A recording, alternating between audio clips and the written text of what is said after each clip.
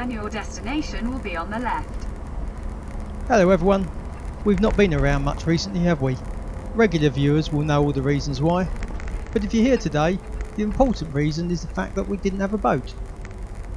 We sold Seahorse halfway through last year, and since then I've been busy looking for a replacement, and that's what today's all about. We've already been to see her once, so today Hannah and Elizabeth stayed at home and I drove all the way down to the West Country to pay the money, sign the paperwork and collect the keys to mark the start of this year's sailing adventures.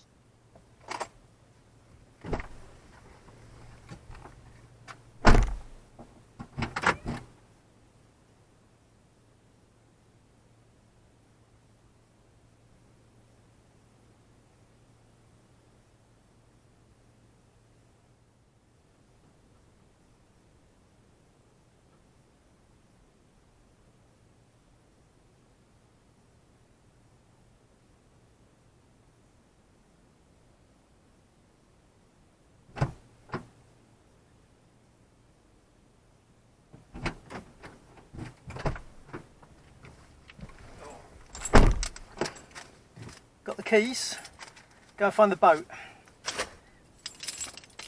Except it's going to be getting dark soon, so I think what's going to happen is I'm going to drive to the boat now and get unloaded, and I'll show you all what it is tomorrow.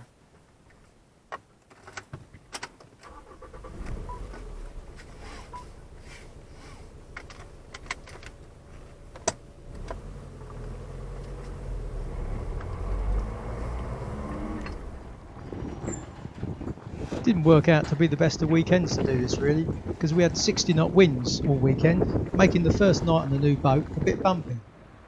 Fortunately, Darthaven is surrounded by these hills, which keeps a lot of the wind off, and it's actually quite a well protected marina, but 60 knots is still 60 knots. So this is it then. This is what we bought. This is a Jeannot Sunfast, no, that's old habit, Sun Odyssey 34.2. Those of you that know me and those of you that know this boat will know that really that's not the sort of boat I want to be buying, for a lot of reasons really, but we're not. But that's from a sailing point of view, and we're not buying this boat from a sailing point of view. We're buying this boat as effectively a floating caravan, something that's fun for the family, and in that respect I think it's going to be perfect. But before we get into all the good things, let me just talk about the things I don't like and the reason I wouldn't have bought it if it was only about sailing. To start with, it's a masthead rig, which means you've got a large overlapping genoa, which I don't particularly like. It's also in that modern way of French built sort of charter boat type boats. It's lightweight, it's got quite a high freeboard, and this particular one's got a shallow draft keel, so I don't imagine she's going to sail to windward particularly well,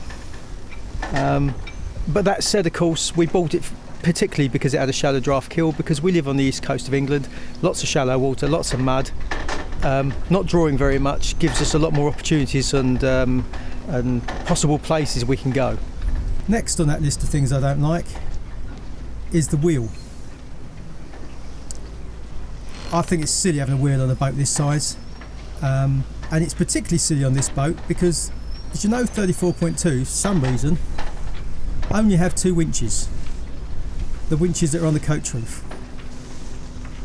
That main sheet you can see there, someone's put on as an extra to make the sailing presumably a bit better, because those two winches do not only all the controls at the front of the mast, because everything is led back as in the way of modern boats, but also do the jib sheets and would have done the main sheet. Now I'm sure that's sailable if you just go from A to B on one tack, but for short tacking up the Medway, trying to trim a boat on just two winches doesn't bear thinking about, to be honest, and as it is, it's barely adequate even with the main sheet now on this traveller across the middle here.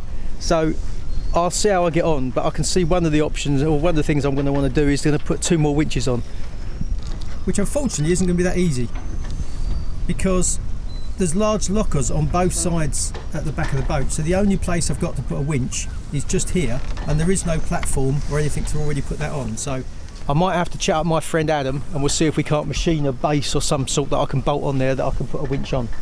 Anyway, that's all long way down the line. Other things that people watch our channel will notice is that it's got a stack pack bag on it, which I don't particularly like, but again, from a cruisy point of view, it'll make some sense, although this one is particularly badly fitted, so I've got to sort that out. It's also got a roller furling head sail, which I don't have a problem with, as much as the comments on the film I did about hanked-on sails might think I do. I don't have a problem with roller furling. I can see all the limitations of roller furling, and was explaining there why hanks shouldn't be just discounted. This one comes with a roller furler though, and to be honest, I'm only cruising, I'll keep it. Of course, as I said, this boat's not really about sailing, and I'm not going to give you a full boat tour here. This is only a quick film just to tell you that basically we're back, and that we've bought something new. And on that subject, I suppose, everyone tells you click subscribe if you haven't already done so, and hit the bell. And hitting the bell, actually, if you want to follow what we get up to, is going to make more sense at the moment, because of course with the coronavirus and everything that's going around, who knows how often we're going to get to the boat to get it sorted out and get sailing. Because on that point, the first thing we're doing is taking it upriver. We're on the River Dart here, at Darthaven, if I didn't already mention that, and we're going to go up the river as far as you can to Totnes, to Baltic Wharf, and we're going to get lifted out there to sort out the few bits and pieces need doing before we take it all the way back around the south of England back home. Anyway, let's go down below.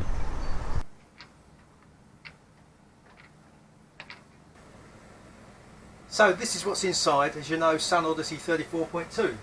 As you can see, linear galley, offset saloon, nice curved feature. Got a V berth up front, and then there's two aft cabins. None of the cabins are especially big. It is only 34 foot long, but it is actually now practical for us to take friends, family away with us, even if it's just a night anchor at Stangate, which was motivation. There's two things that Hannah said we needed to have, and Izzy, I suppose, is we wanted separate cabins so that Izzy could bring a friend with her and we didn't have to feel too awkward about it, and we wanted the separate heads. If you remember Seahorse, the heads was right next to the V berth, which made it fine for us as a family, but you wouldn't, you'd have to be getting on with your friends very well to be using the toilet. And this boat ticks all those boxes. Let me, I'll just quickly show you the rooms and then we'll wrap this up. I'm not going to go into any real detail because, to be frank, I've only just bought it. We did come and look at it a couple of times, but I don't really know the boat. We should live with it a bit before we give you a review of, or a walk round of what the boat's really like.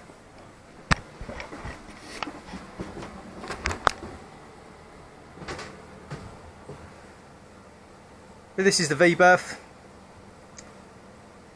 Needs a headlining sorted out. But once you're inside it, there's a hanging locker, there's a seat on the right or on the port side, and another cupboard, mirror on the wall. It's quite a friendly place to be. Moving aft, got the heads. Not huge, but a good enough size. Room enough to go in there, sit down and close the door, which is obviously what you want, to be polite.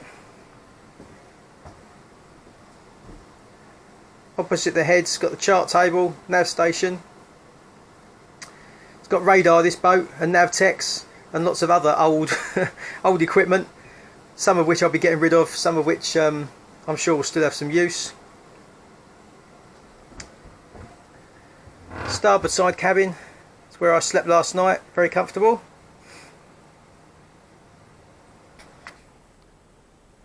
Again, when you're inside it, hanging locker, somewhere to sit down, put your socks on, couple of port lights to let the light and air in.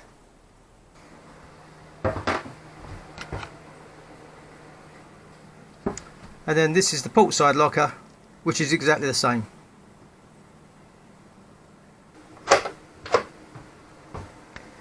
Under here is a 29 horsepower Volvo engine, which you can't really see, but actually is in really good all visually very good nick, and it's got lots of service records, so I'm hoping that's one of the things I don't have to worry about too much. So that's it. I'm going to finish sorting out now, and then I've got to drive all the way home because it's like 5 hours from home here. It's a bit of a journey. I'm going to take the spray hood off. I'm going to get the cockpit table off and put some varnish on it, just bits and pieces. And I've got the heater going, if you haven't already heard it, just to dry the boat out because it hasn't been used in a long time. It's all very damp. But anyway, next time you see us, plan is next week, but who knows. We're going to take her upriver to Baltic Wharf and get her lifted out, and we'll see what it's like underneath. Thanks for watching.